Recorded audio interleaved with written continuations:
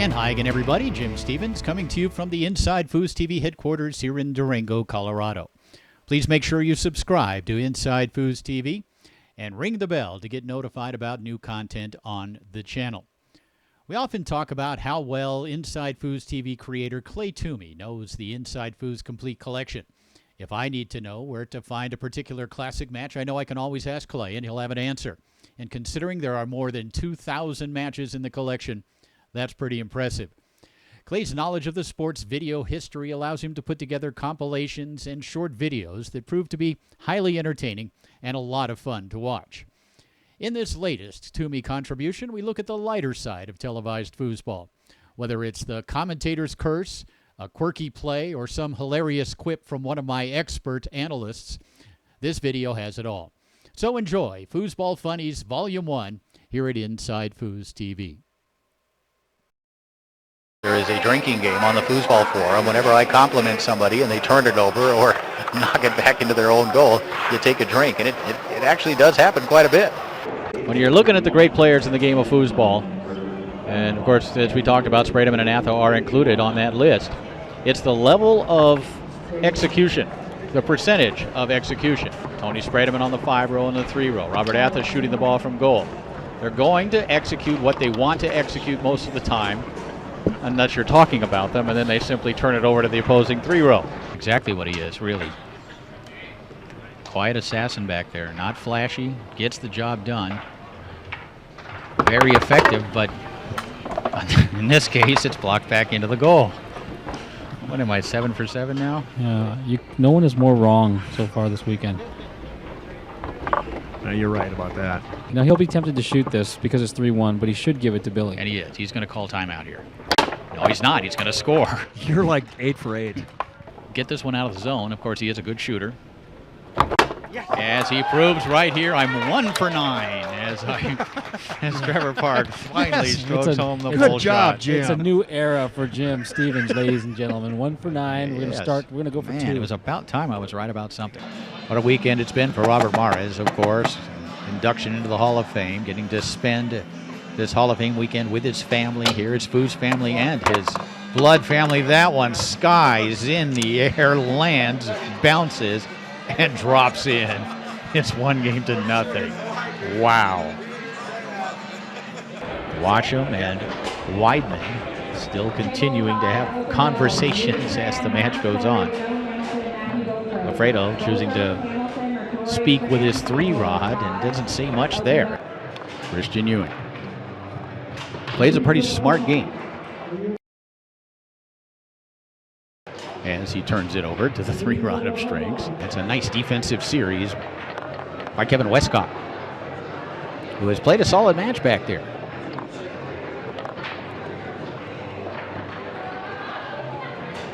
Kevin has that one blocked back into the goal, and announcer's curse strikes again. It's 3-2. Sorry, Kevin. What a great weekend it has been here in Thornton. Either player able to hold on to passes and knock back and then forward. And what's going on down there? Don Chalafu. You can see that Don's been putting in some table time.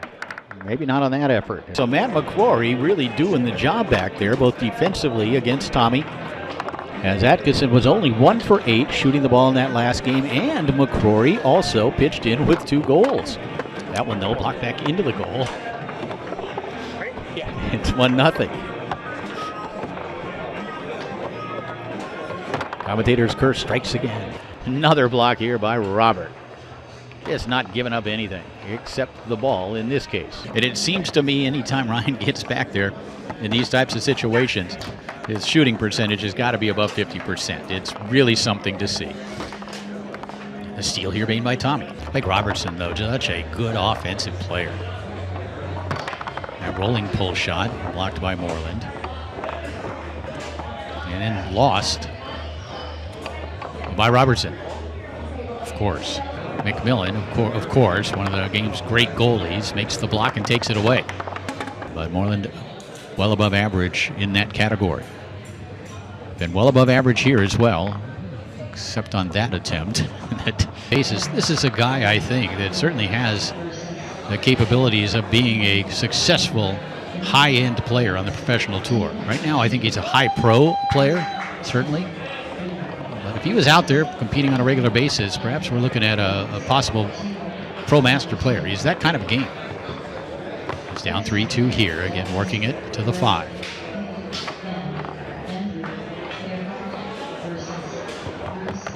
And along the wall, he can tie it up here. Robert Haynes. Swings and misses. Very good snake shooter.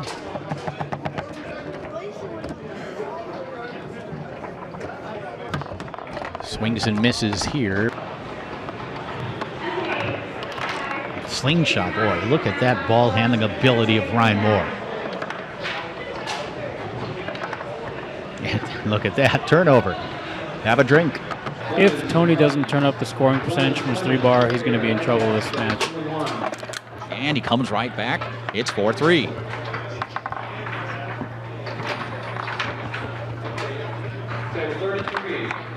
Terry Moore's pass attempt angled towards the goal. Fredo perhaps thought that was headed in.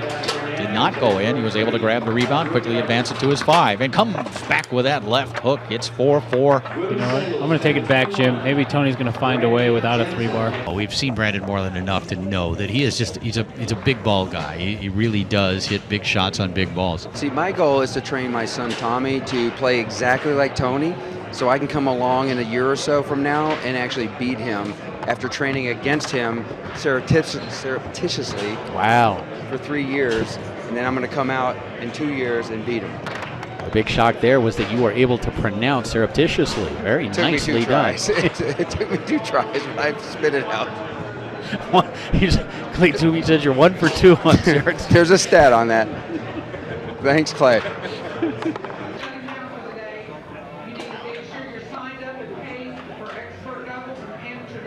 And Fredo back on top as he strokes it home to make it 5-4. He thought it was over. He thought it was 1997. That ball off the table. Gonna get a little help from the bearded guy. We're in Colorado, so that describes about half the people in this ballroom. There's only a couple players out there that have the overall hand speed, lateral speed, and power that these two possess. Between these two, Todd Fredo, yourself, Tom Yor, a lot of speed there and power. Great hand speed, and we'll see both these guys display that. There's quite a few other names you can add to that list in front of mine, though, I'm sure. Tom, I didn't really mean to give you credit there. I couldn't think of another name, and you were sitting next to me. Right here available, I understand. Jim Stevens and Evan Stachlik, along with our many clones, happy to be on hand to bring you the action here in Dallas, Texas.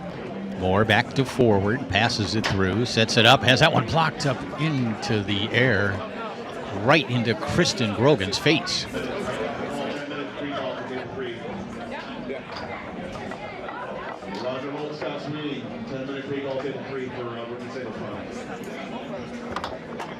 And that one blocked back into the goal by Moore. It's now 3-1. Tough series there for Kristen as she took a ball off the face and then had one stuffed back into her goal by Ryan. Trickling that one up the table. Tony asking if there was a jar, and Mike Yor said I wasn't looking, which explains why he didn't catch that pass. Tommy Atkinson keeps shooting at exactly the same time, and Russ King keeps trying basically the same shots over and over. Either that or it's all in my head. I don't know. I'm glad something's in there, Jim.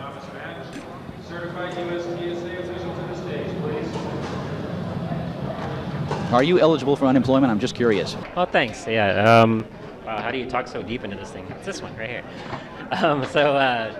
Yeah, I was able to get it through. Match point. Oh, missed it. We heard that goal on the other table just at the exact same time. 2 blocks in a row. Rare missed call by Stevens. Eddie Mubarak says, let's play. We're going to go ahead and just start this third game. Usually you want to try to slow a guy down, but oftentimes when you're playing Tony Sprayman, you want to just get the thing over with and get out of it. It's not the fastest, hardest thing we've ever seen, but well-timed. Hole was wide open. Well, that happened to Tom Yor one time, and he went in and had x-rays of his skull, and they didn't find anything.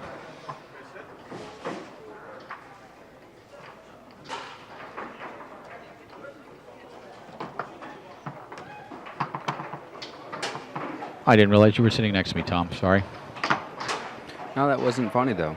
Oh, my God. Please come up here. Ready? Yeah. And Brian Salke to forward. Apparently Bobby Diaz happy to see that.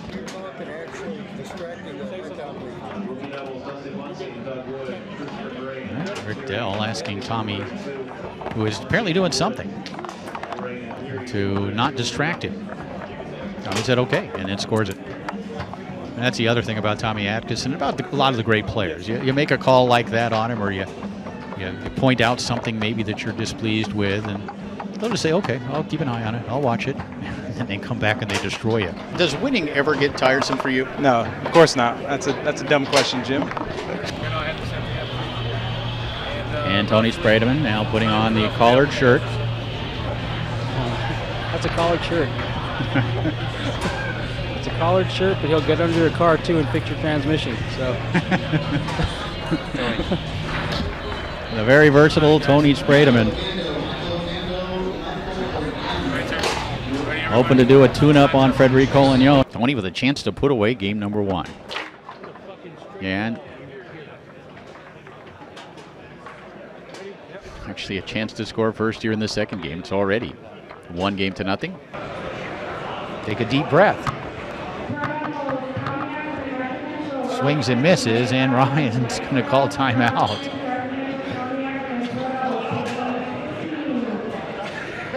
Been a long weekend, folks. But there's Fredo to make the block, make the catch. Ryan shooting against Raddick, and there's David with a block up into the air and off the table. Nice catch. Smith will grab it on the 5 and quickly advance it again along that near wall. And then flip it over far side, a la Todd Lafredo. And he looks across the table at Todd. Todd never looked at him.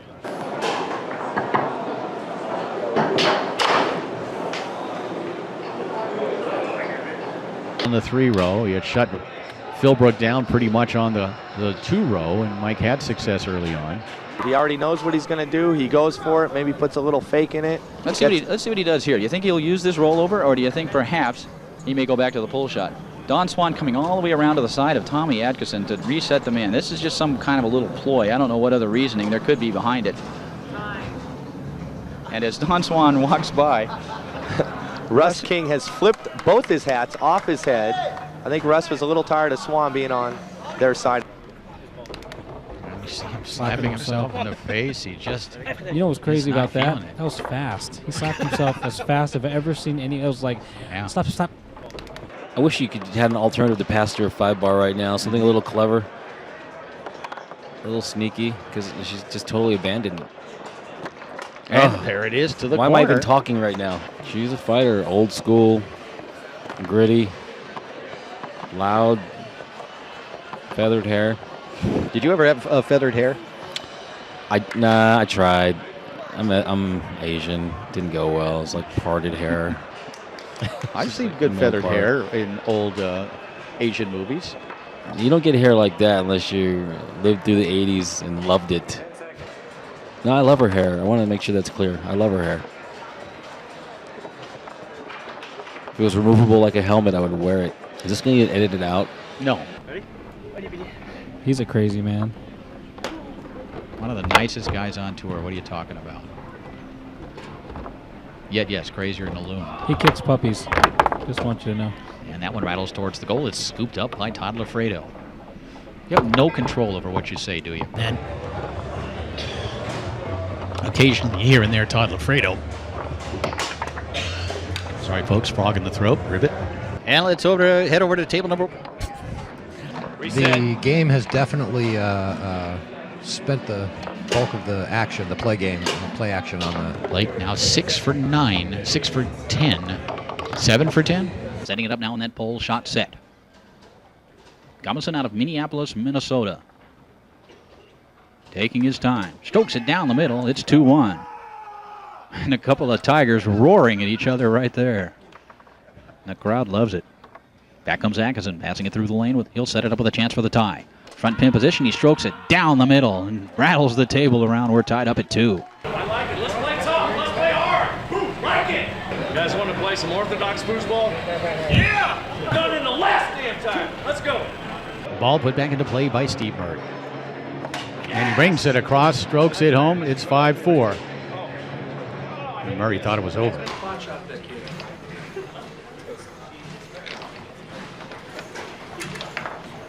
Crowd noise is overwhelming! Well, that was a lot of fun and a little bit embarrassing. And thanks again to Clay Toomey for showing us the lighter side of the game. If you'd like to own the complete Inside Foos video history, head over to InsideFoos.com and have a peek at what 27 years of foosball looks like. The complete collection is available on a 2 terabyte hard drive at a discounted price for a little bit longer. And please email InsideFoos1@gmail.com with any questions you might have. A couple of notes. Join us every Friday night at 8 p.m. East for Foos Talk Live with Tom Robinson and I at Podbean. Our special guest this week will be Hall of Fame player and official Tom Yore, who will answer your rules questions live. Go get the Podbean app and tune in this Friday evening on Foosball Radio.